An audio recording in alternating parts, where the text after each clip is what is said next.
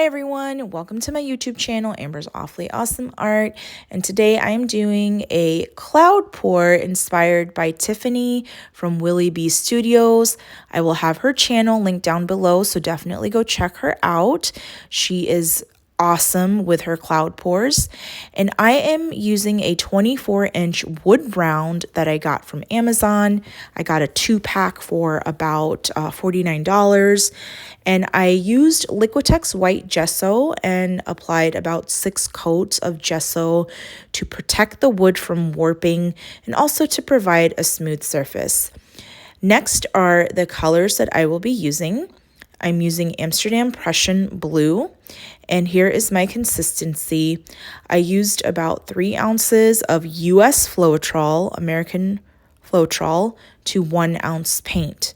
And when I mix these paints, I let them sit for about 7 days. Next, I'm using this little Piggy Psyche. It is a neon turquoise pigment. It is really beautiful. It's one of the new Piggies that just came out recently, a couple of months ago. And here's my consistency. And for my pigments, I disperse them in GAC 100 and then add Sax Gel Medium. If you don't want to get GAC 100, you can absolutely use JoSonja varnish and then add any pouring medium of your choice after you mix in the gel gloss. And next I'm using my all-time favorite, this little Piggy Sequins. It is the most reactive and gives a very intense violet shift. So it's really pretty with a dark base. And next is my cloud mix. My cloud mix consists of 1 part Artist Loft Soft Body White to 1 part Vallejo Pearl Medium, and I used 1 part Australian Floetrol to 1 part US Floetrol, and then a dab of Deco Art White Satin Enamel. I was kind of experimenting with this cloud mix. And here is some extra Prussian blue that I mixed just to add as a extender or base layer. And next, I will show y'all how I layered my colors in my cup. But here's the consistency of my cloud mix. I'll have everything listed down below in the description box. And next, let's layer our cup. Y'all, now I will layer my cup. I got this 32-ounce measuring cup from the Dollar Tree. And I will start out with this little Piggy Sequins, followed by Amsterdam Prussian blue, since it is a darker color, so I wanted that violet to show out by adding a darker color next to it. And next I will layer this little Piggy Psyche. I'm not sure if Psyche is transparent or opaque, but Tiffany recommends layering an opaque next to your cloud mix, which next is my cloud mix. It just gives tighter clouds.